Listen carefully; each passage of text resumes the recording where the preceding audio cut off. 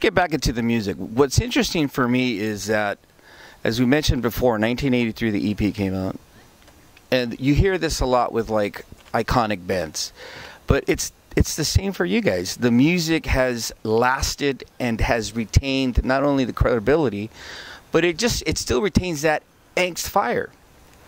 Why do you think that is? Because you were kids when you wrote it. Absolutely. I mean, What's your take on it? I think that it came from a very pure place. We're music fans to begin with, and we live all forms of expression. And we were just kids who just had an aching to want to play. The first time I ever held a microphone was the first time we had a band practice. And to me, it was impossible to believe that we could actually be in a band. I mean, when I first started playing bass when he joined the band, we said, like, we're just going to start because our own volition said we want to start this band, or we were just compelled to do it. And we gave everything we could. We were very, limited in our, well, we were genuine for sure. It was, in that regard, yes, very much so, but we were very inexperienced. And so we played the best we could, and we put everything we could into it. So I think that comes across even several decades later.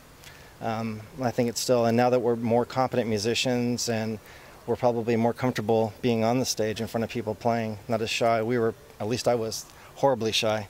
Wow, really? Yeah. At that era, when it was really crazy? It was crushing. It was devastating for me.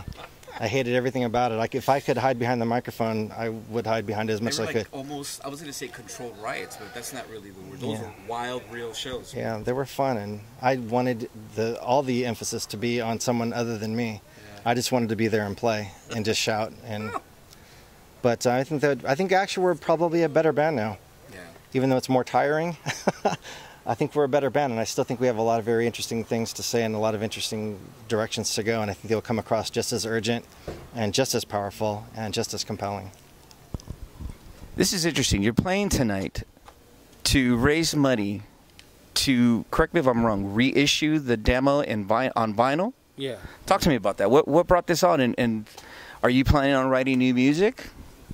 Yeah, we are, like mentioned, there's like an interest. There's been like undying interest apparently. So, and this the person who put it on the show, Austin of Blazing Eye, the band Blazing Eye, is like has invested his time and efforts to try to help us. He hit us up about releasing the demo on vinyl, and I told him I had the master of the demo. Wow. And he went and got it burned or baked to survive it, and now it's been remastered, and so this money is going to raise the money to print it a vinyl and also and release it, and with a lot of hopefully historical images and photos of that time. So it's a great time.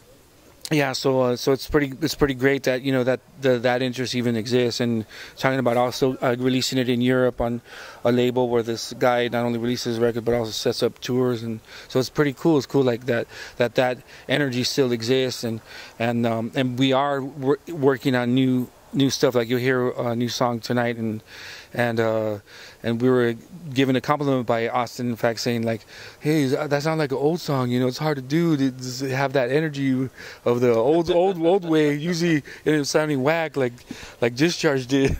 So I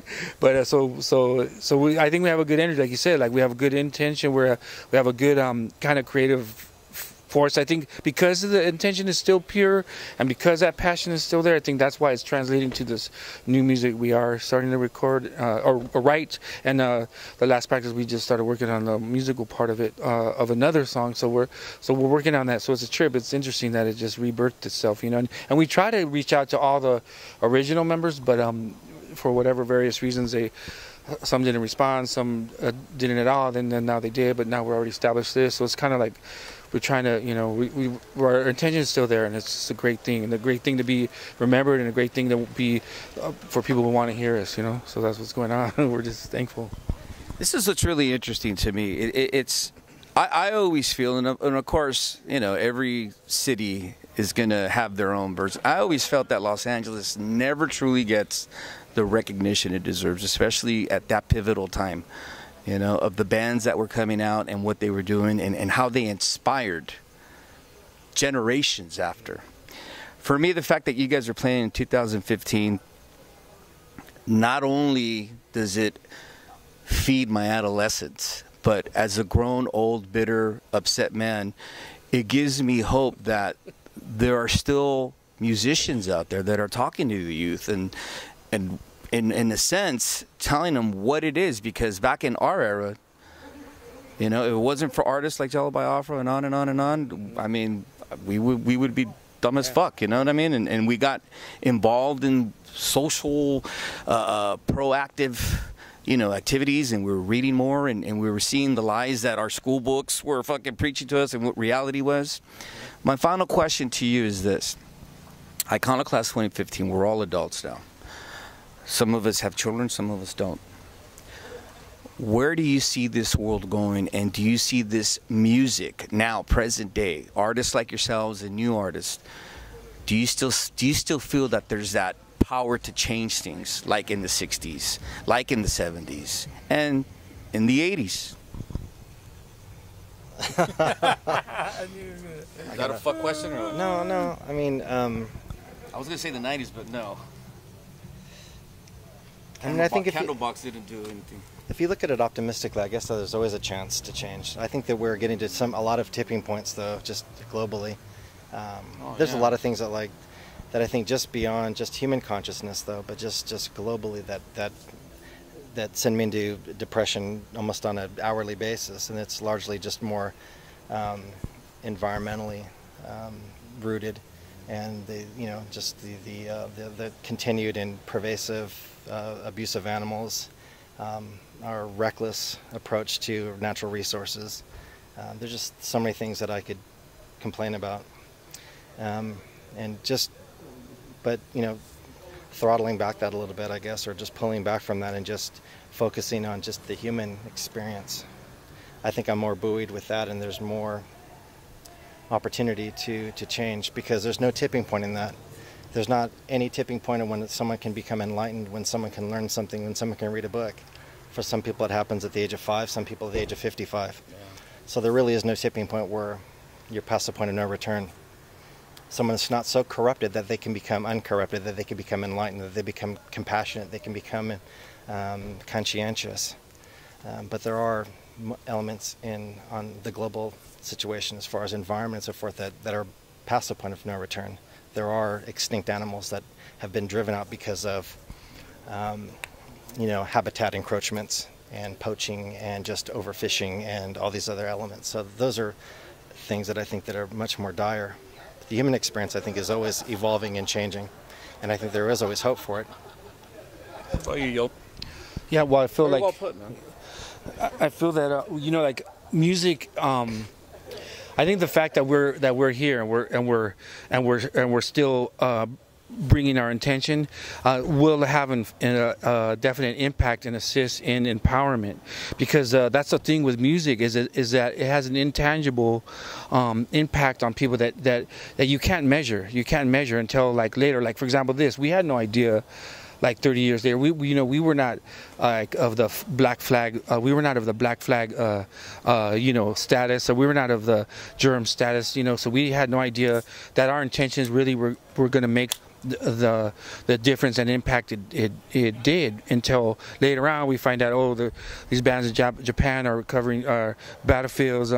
We have bands called after the massacre, like all these, the impact we do, but that's the power of art and music, that has an intangible. You can't measure it, but we know our very presence, as much as we can't see it, it's still going to help push to at least better something, maybe someone's critical questions, or maybe a stepping stone for their life decision. You know what I mean? So, but it's things that you can't quantify. So but the fact that we exist still affirms it. The fact that you even interviewing us right now is like, wow, it's bringing out to light to your audience what we're doing, and maybe they haven't heard of us, but they're like, wow, like I'm gonna check it out. I'm gonna, and it all translates. So I think there is still hope, and I think there is.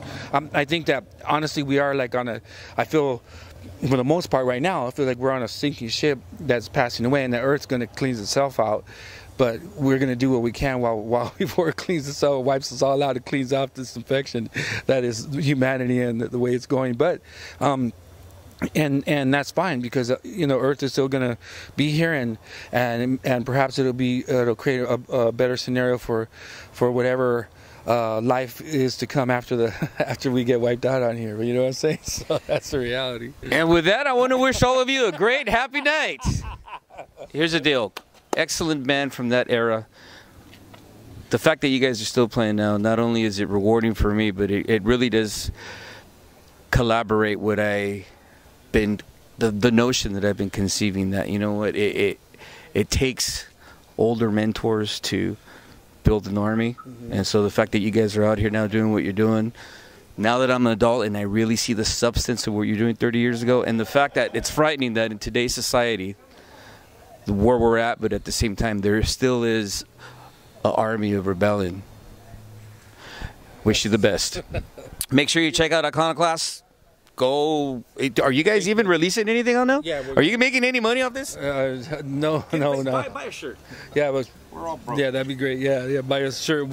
Check us out on Facebook, the Iconoclast on Facebook. Check us out. Yeah. Cheers. Cheers, man. Yeah! 1, 2, 3, 4!